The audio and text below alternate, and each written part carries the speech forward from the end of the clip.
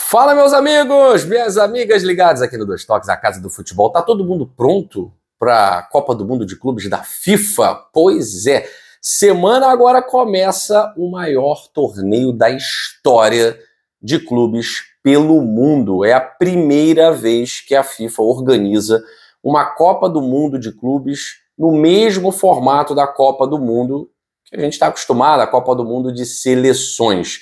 Então, tem tudo para bombar e a gente, é claro, vai trazer tudo aqui para você no Dois Toques, a casa do futebol. Então, se não for inscrito, se inscreva, deixa o seu like nesse vídeo, compartilha com geral. Quem tem dúvidas ainda sobre a organização, como vai funcionar, prazo de inscrição, você vai saber tudo agora nesse vídeo do Dois Toques, a casa do futebol, tá certo? Gente, primeiro, já existiram outros torneios denominados Copa do Mundo de Clubes, Pequena Copa do Mundo, Torneio Mundial, vários outros torneios, desde a década de 50, tá? Que foram organizados algumas vezes pelos clubes, outras vezes por grupos de empresários, por federações, mas nunca pela FIFA. A FIFA vai começar a organizar campeonatos mundiais a partir de 2000.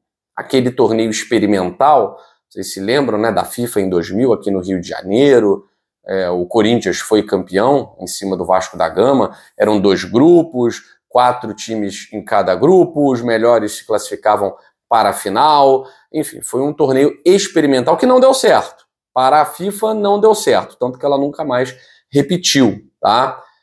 E é claro, já houve, sem a organização da FIFA, diversos torneios envolvendo equipes pelo mundo. A Pequena Copa do Mundo, também chamado de Pequena Taça do Mundo, a Copa Rio, outros torneios como o Torneio de Paris, enfim. Mas nenhum desses foi reconhecido pela FIFA. O próprio torneio intercontinental, né, a Copa Intercontinental, a gente chamava de Copa Toyota, que era o verdadeiro nome, ela também nunca foi reconhecida pela FIFA. Há pouco tempo que a FIFA deu a sua chancela, mas não são torneios organizados pela FIFA, não tem o cunho de campeonato mundial. São considerados como torneios intercontinentais, como são chamados os torneios no fim do ano, que reúnem os campeões daquele ano, Libertadores, Champions League da Ásia, Campeonato Africano, né? Como foi esse ano? Torneio intercontinental conquistado pelo Real Madrid, tá? Então essa é a primeira Copa do Mundo de clubes da FIFA considerada no formato de seleções. E da mesma forma como nas seleções, 2 equipes de cada grupo se classificam para jogar as oitavas de final. E aí a gente vai comentar. Esses grupos são 8 grupos com 4 equipes, e a gente vai comentar aqui cada grupo para você conhecer quem é quem no Mundial de Clubes. Antes, muita gente me perguntando, Guilherme, vários clubes já enviaram as suas listas para a FIFA. Essas listas que foram divulgadas não são as listas definitivas. A lista definitiva, ela pode sofrer adendos, ser retificada até o dia 10, porque a FIFA deu prazo até o dia 10 para que os clubes contratem atletas para o Mundial de Clubes. Então, até terça-feira. Então, vamos supor que o seu time tenha já enviado uma lista, tenha já divulgado a lista para o Mundial de Clubes. Essa lista pode sofrer retificações, adendos, inclusões e exclusões também. Posso tirar um jogador e colocar outro até o dia 10, tá certo? Então, vamos lá. Primeiro grupo é o grupo que eu considero o grupo da morte. Por que eu considero o grupo da morte? Porque eu vejo as 4 equipes como candidatas à classificação. Nenhuma delas do grupo A, o grupo A conta com Palmeiras, Porto, Al Ahly do Egito e Inter Miami, time do Messi.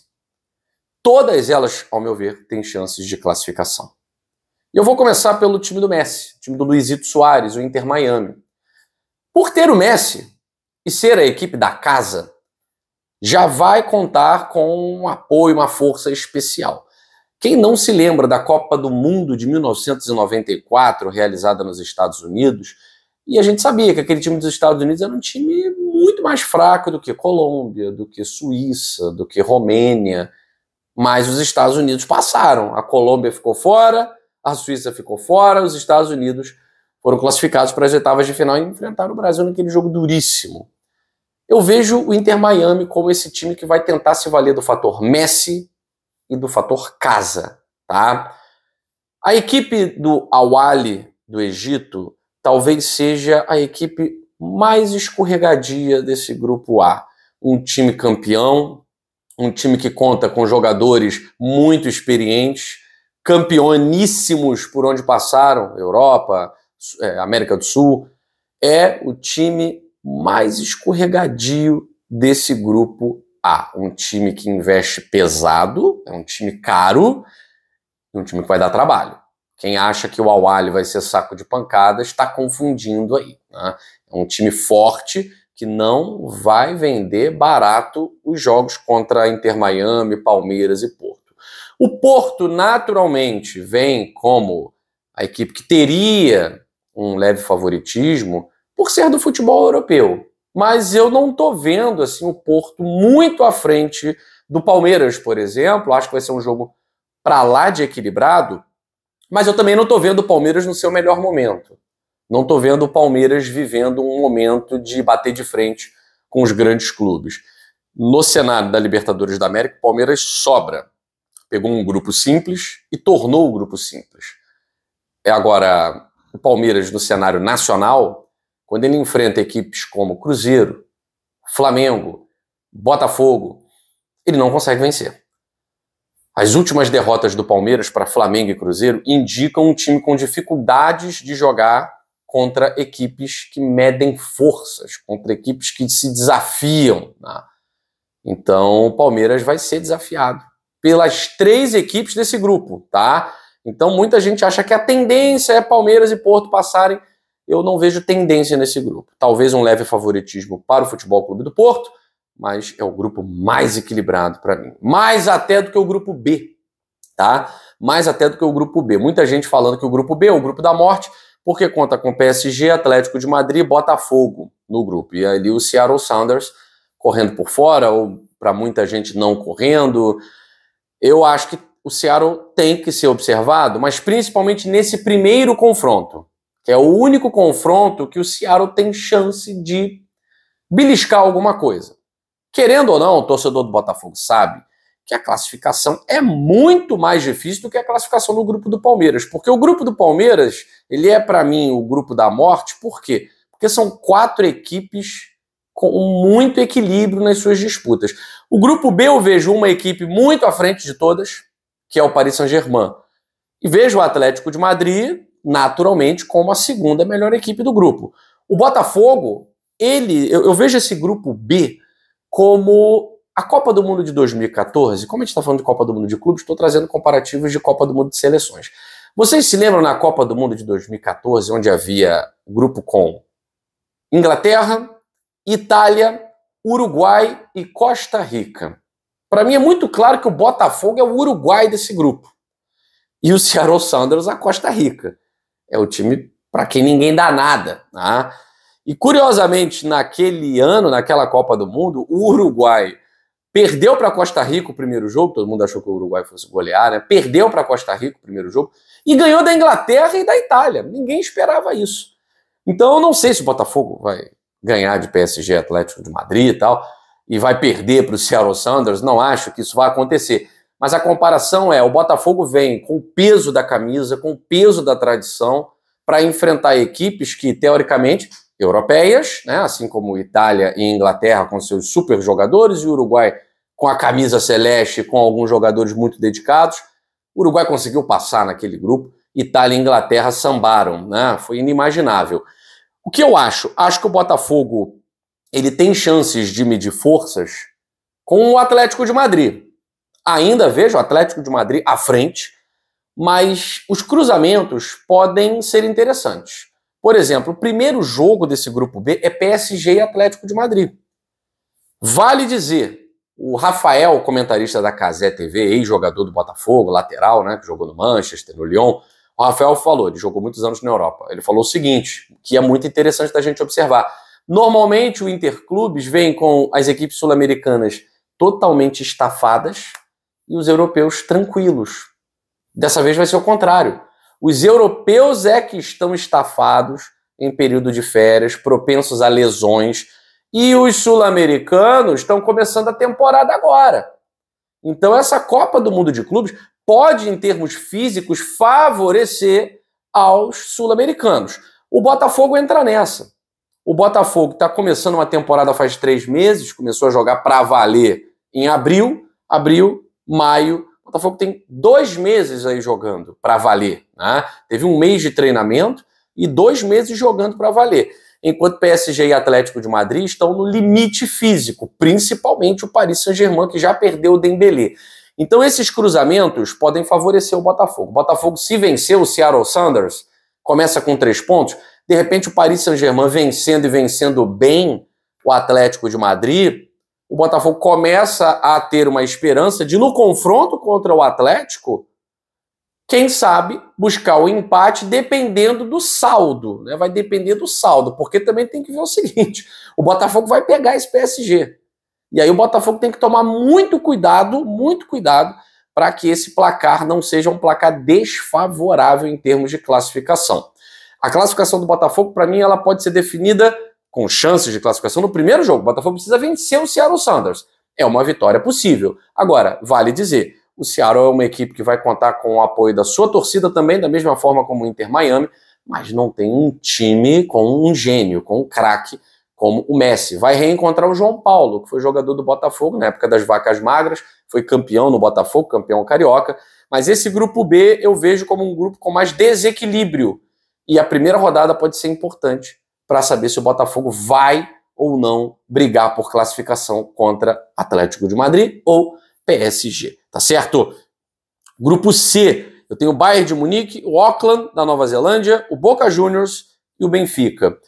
Obviamente, o Bayern de Munique sobra nesse grupo. Sobra. O Benfica não conseguiu sobrar nem no cenário português, porque o campeão foi o Sporting. Boca Juniors vive uma das suas piores fases técnicas, de sair em pré-libertadores, de não ir nem para a Sul-Americana. O Boca Juniors vive problemas, né, financeiros, técnicos, e pode ser saco de pancada nesse grupo aí, tá? É claro que o Auckland City, da Nova Zelândia, é o fiel da balança. Não acredito que conquiste nenhum ponto nesse grupo. Mas vejo o Bayern de Munique e Benfica bem à frente para a classificação. No grupo D, o Flamengo, de certa forma, deu sorte. Ele é a cabeça de chave. E as duas outras equipes são bem mais frágeis, né? Então, o Esperance, da Tunísia, e o Los Angeles dos Estados Unidos. Guilherme, o Los Angeles tem lá o Giroud, tem o Lloris, é um bom time. Mas ainda vejo o Seattle Sounders, o Inter Miami como times melhores do que o Los Angeles. Vejo a classificação do Flamengo até muito tranquila, tá? Mas é claro, também tudo depende do primeiro jogo. Como é que vai ser Flamengo e Esperance, por exemplo? Se o Flamengo empata com o Esperance, da mesma forma que se o Botafogo não ganha do Seattle, acabou. Aí eu acho que não tem mais o que falar em classificação, né? O Flamengo também precisa se impor. Vai jogar contra duas equipes fracas nesse grupo, Los Angeles e Esperance. Então acho que ser cabeça de chave, ser favorecido na hora do sorteio foi bom, porque o Flamengo acaba dando sorte. O Botafogo deu azar, né? O Botafogo foi campeão da Libertadores e não foi cabeça de chave, tá? Então o Botafogo deu azar e o Flamengo acabou dando mais sorte. Vai pegar o Chelsea, campeão europeu da Conference League. É um time que está bem à frente do Flamengo. Talvez seja aí o jogo que vai definir primeiro e segundo lugares, tá? No grupo E eu tenho River Plate, Uraia Red, Diamond, né? Eu tenho o Monterrey do México e a Inter de Milão. Bom, talvez o confronto para a decisão aqui seja River Plate e Monterrey. Mas a equipe do Uraia Red é uma equipe surpresa. Ninguém sabe aí como é que podem jogar os asiáticos. Mas eu vejo bem à frente a Inter de Milão, mesmo tomando 5 do PSG. A Inter de Milão vejo bem à frente. E Monterrey e River Plate brigando aí pela segunda colocação. O River Plate decepcionou no Campeonato Argentino, foi eliminado pelo Platense dentro de casa e o Platense acabou se sagrando pela primeira vez na sua história campeão argentino. O Monterrey é uma equipe forte em âmbito mexicano, acho que vai brigar de igual para igual com o River Plate e a Inter dá uma sobrada nesse grupo, tá? Grupo F é o grupo do Fluminense. O Fluminense também deu a sorte de ser cabeça de chave, vai pegar o Borussia, o Ulsan Hyundai da Coreia do Sul e o Mamelodi Sundowns da África do Sul. O problema desse grupo é o próprio Fluminense, né? Porque o Fluminense ele não está sobrando, o Fluminense ele está deixando a desejar em várias partidas. Não dá para dizer que ganhar do Vasco é um parâmetro, não dá para dizer que ganhar do Once Caldas é um parâmetro. O Fluminense está fazendo a parte dele. Ele é o primeiro da Sul-Americana, no grupo, e ele está ali no bloco de cima do Campeonato Brasileiro. Ele está fazendo a parte dele, né? O que dá para fazer, o Fluminense está fazendo. Agora, os testes que o Fluminense tem passado contra equipes mais fortes, o Fluminense tem perdido, né? Contra as equipes mais fracas, o Fluminense tem vencido. Se o Fluminense mantiver isso, ele vence, por exemplo, o Mamelodi. Ele vence, tá? É obrigação dele. Agora, é o campeão sul-africano, é o líder do campeonato. Borussia, para mim, sobra nesse grupo. E o Ulsan é a equipe terceira colocada do campeonato sul-coreano e tal. É a equipe aí pra gente ver se consegue competir. Acho que o Fluminense tem chance de classificação brigando aí com o Ulsan e o Mamelodi. O Borussia sobra nesse grupo. Grupo G tem o Manchester City, que está sendo homenageado nesse vídeo aqui. O Wydad, o Al Ain e a Juventus. Al Ain é o time do Segovinha, que acabou de ser campeão dos Emirados Árabes. Eu vejo o Wydad aí eliminado e Manchester City e Juventus se classificando com determinada facilidade. Esse grupo está bem desigual, tá? Da mesma forma que o grupo do Flamengo. E o grupo H, o Real Madrid, o Al Hilal, o Pachuca e o Salzburg, Red Bull Salzburg. Muito equilibrado também esse grupo. O Real Madrid é favorito, mas vale lembrar, né? Não foi bem nessa última temporada, não foi nada bem. Red Bull Salzburg é um adversário chato, Al Hilal também um time chato, e o Pachuca é um time competitivo.